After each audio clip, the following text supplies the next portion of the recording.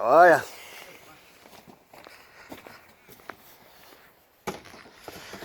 Now that looks exciting. Huh? So that looks exciting. Yeah, big one. Yeah.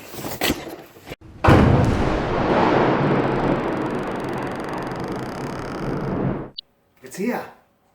Turned up. I know a lot of people have been waiting patiently for their Generation 3 RoboBrews to show. Mine just turned up. I do got to thank Kegland for sending me this model to review. But you won't get any sales pictures out of me. I'm just going to tell you how I see it. Let's open it.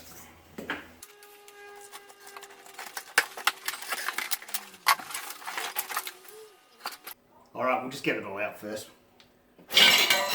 There's the lid that looks the same as the V2 lid. I'd say it was identical. We'll put that together in a minute. It's easy just to screw in the bottom of the handles. We have the center drain pipe. Rubber top for when you're filling it up. We'll have a closer look at these later.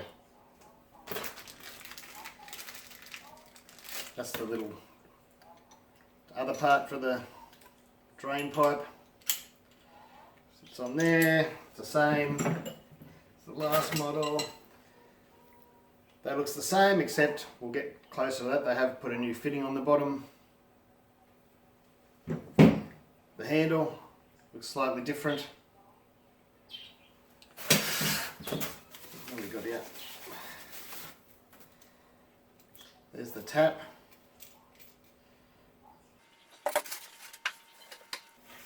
The stainless immersion chiller.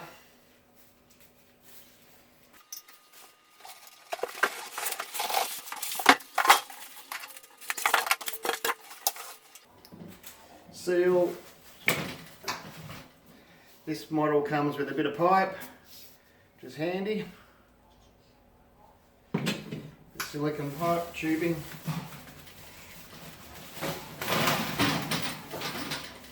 There's the malt pipe.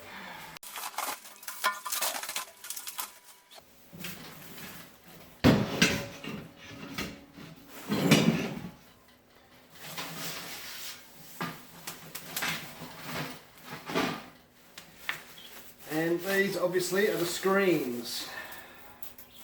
There is a new one, that's a new screen. We'll see how that goes together in a second.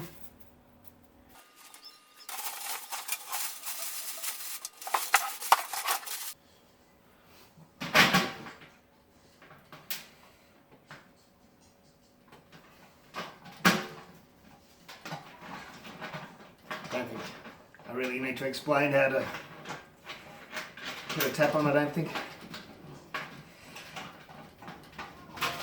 If I have a look inside, which I'll show you inside in a minute, I'll take this up.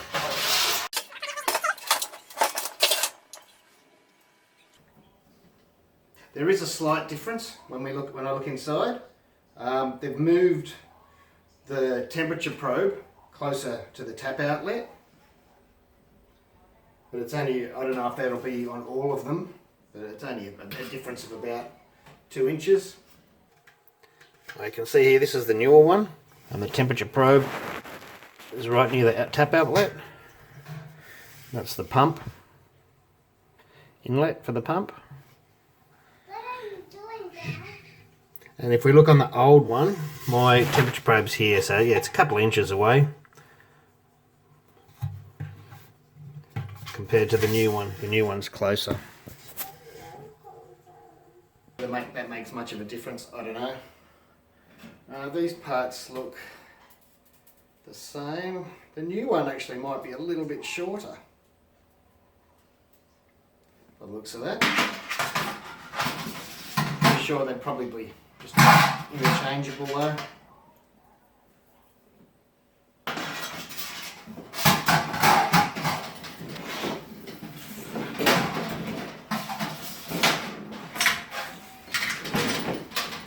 Something I can see here is there's no hook for that, no handles to pull that out. Well, there was on the other model. Now they have included this little hook, which I'm guessing you probably put in there. I should read the instructions quickly, shouldn't I? After having a quick look in the instructions, I couldn't find anything. But I'm pretty sure, because there's no other way of getting this out without a handle. This, with a washer on either side. You can hear that thing, that's the noise in the background. It's my daughter playing cartoons on her pad, keeping her occupied, and while I'm trying to do this Parenting 101. There you go. Now I have noticed that there's quite a bit more gap around that than in my last one. The one in this RoboBrew, it really was snug against the side. This one I've nearly got about a 1/4 inch gap. I'll show you that. That's the new one. Little false bottom's a bit loose compared to what this one never had any give in it at all. But we'll see if that makes a difference. It's probably going to make absolutely no difference.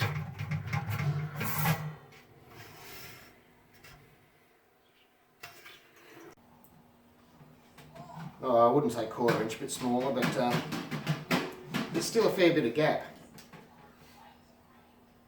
So I think a little bit more junk could possibly get down beside it. I don't think it'll be a problem. I use hot bags anyway.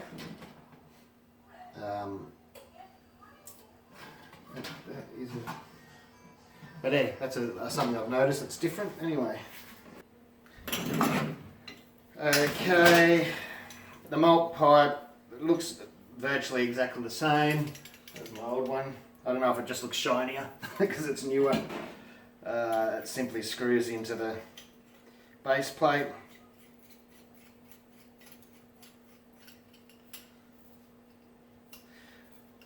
That's connected by these springs. It just goes on there. That looks slightly different to my last version.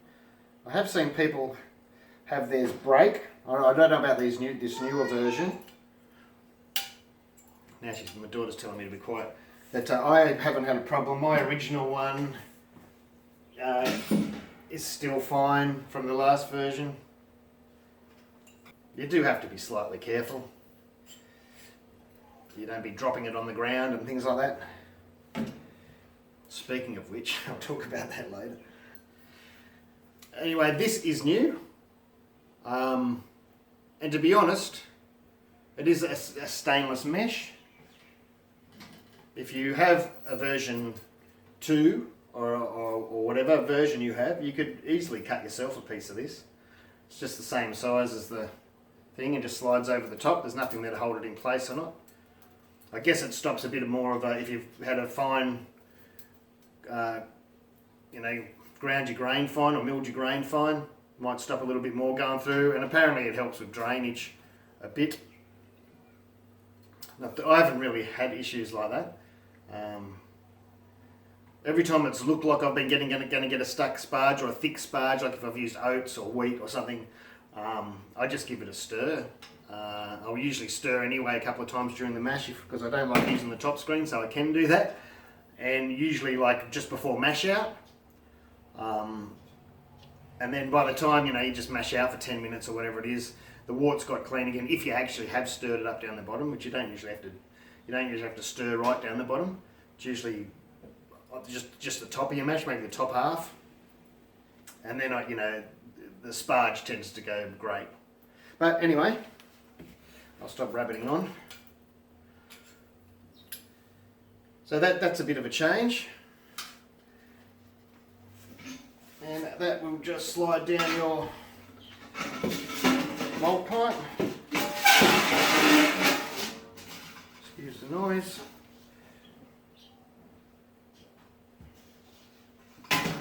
And when you've mashed in, they still have this top screen and that's where your silicon goes. I don't think, as I say, I don't use the top screen much. I've probably used it 3 times. I like to be able to stir. I think it helps, just helps. Stirring your mash is good. And on all sorts of systems, it doesn't really matter. So get this on.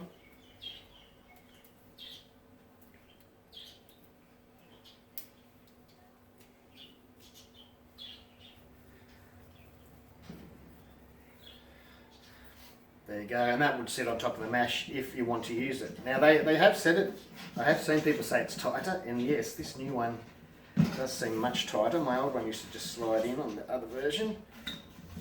But I've also seen people say, if you get a bit of grain dust from your mash, from your grind, use that, and it sort of loosens it up, you know, like using talcum powder, but without using talcum powder. Yeah, that doesn't seem to want to, that's a bit tight, that is. But anyway, we'll see, once everything gets hot with the hot water, the malt pipe's probably going to expand a little bit, and we'll see how it goes. I'll probably brew tomorrow. I'm glad these have got holes in it, and there's a reason for that. I nearly did a video about modding the last version, and I was going to drill holes in the tab because there wasn't any, and use a bit of stainless wire for a handle. So if you do have to take it off at any time during the mash, it's easy to get off. Now this has got the holes already. That's going to make it much easier. Yeah, so that's quite good. I like that.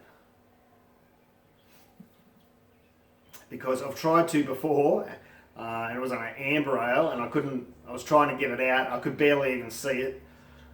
And I was in, I can't remember what it was, 60, 70 degrees. It's bloody hot.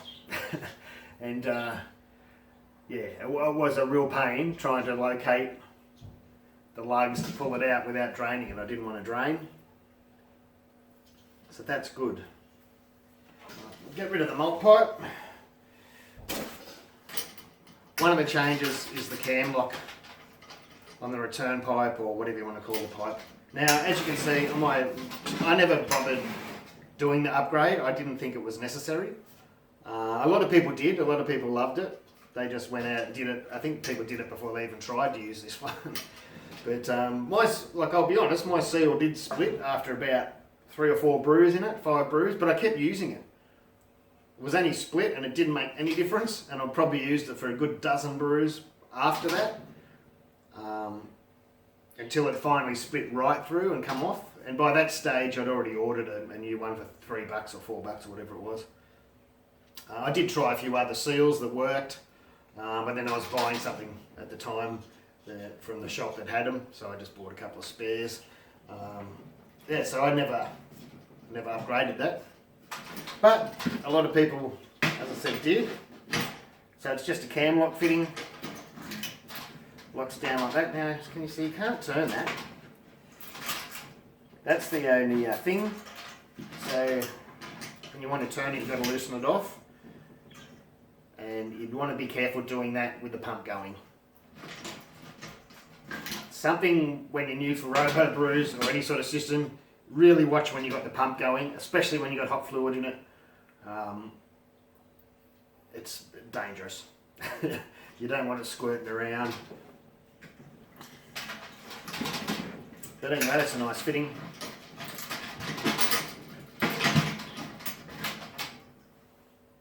I'll add too, if people do get stuck where they do break or lose their seal, I think a lot of people lost it.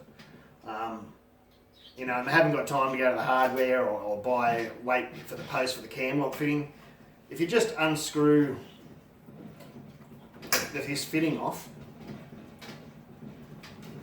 you can screw a nipple, a barb, you know what I mean, a 1/2 inch barb fitting that you'll have maybe for your chiller or just hanging around the brewery, onto there, and just a bit of hose, a bit of silicone hose and a barb fitting, and you don't really need, you know, you just don't need this fancy setup, and it'll get you through a brew day. You might even like it and just never change it again. I've seen a lot of different contraptions. I was going to try just a The only I haven't got, I've never had any of these hanging around because I find them a little bit of a pain, cam locks, but I was just going to use a quick disconnect. So it's one-handed, but careful that will get hot too. The handle's a bit different, it's got a bend in it for people that like to use pulleys or ropes. The other one used to be straight, I haven't got the other one here, and that just, you know, stops it sliding around. If you're using a pulley or a rope or something. And that's about it, besides for this new panel. Now the new panel, apparently, I haven't even turned this on yet, as you saw, I've just taken it out of the box, has a 6-step programmable for 6 different steps in the mash and things. And it looks, there's a few other extra buttons on it that wasn't on the other ones. So I'll have a quick suss about that. A quick look at that and suss it out, and when I brew, have a brew day tomorrow, we'll have a little play with it and see how we go. And now the other thing that a lot of people complained about in the version, this one, the version 2, I'm so confused with the versions because I've seen many different versions in between, and I get confused where they changed to Gen 2 or Gen 1 and things like that. But they were worried about that the readings were out, the measurements, the water measurements, and they were a fairly way out, up to nearly 2 litres out, which is like nearly half a gallon in certain points in this. Now, but I had the Generation 1, and this is an original Generation 1. This didn't have any markings at all on it. I think there might have been a full marker. Yeah, there was a maximum marker on it, which is there, you probably can't see it, but that was it. So I was used to brewing without any markers anyway. And never had any real issues. But yeah, when this version came out with the markers and they were out, it did throw a few people out. And I can imagine why, for your recipes and you think you're at a certain amount. But apparently they've fixed that. Now, I'm going to do a rough look at it side by side here, and I know when I used to put 17 litres in here, which I'd start for a small mash, it was about at the 5 gallon mark or the 19 litre mark. I might have a look, I can't see it from this side. Excuse my back. So just for a quick comparison, where are we? There's the 17s there. So it's very different. It's closer to accurate, I reckon. It might be slightly, yeah, this one's slightly taller too, so like what I'm doing is probably not a very accurate way of doing it. I'd have to lift it up like that, and you might not be able to see that, but I can see that that is much closer. So this is 17 would be there, and the 19's there, and that's much closer. We'll test it with water tomorrow. Now, people are worried about the reliabilities of these things. I've had no issues with any of these. The only trouble I've ever had was with this first version, and it was totally my fault. It was that all the buttons were exposed, and I spilled water onto them a couple of times, and the buttons get sticky. But I just get a warm sponge, a little bit of water, and go over the front of the panel there, and they loosen right up immediately. So that was the only trouble I ever had with the first model. The second model I haven't had anything except for, of course, that seal wore out. Other than that, I haven't had problems with the screen or anything, and I actually dropped this. I was thinking of selling it when I knew this was coming, and I was moving it around and I accidentally dropped it. Now it doesn't look so bad now, but that's after I pedal beated it back out. Took the bottom off and had to push it all out. But it's still worked fine, I haven't had any issues. I've only used it 3 times since then. But it's still, I don't want to sell it to somebody or give it to somebody and then it bugger up,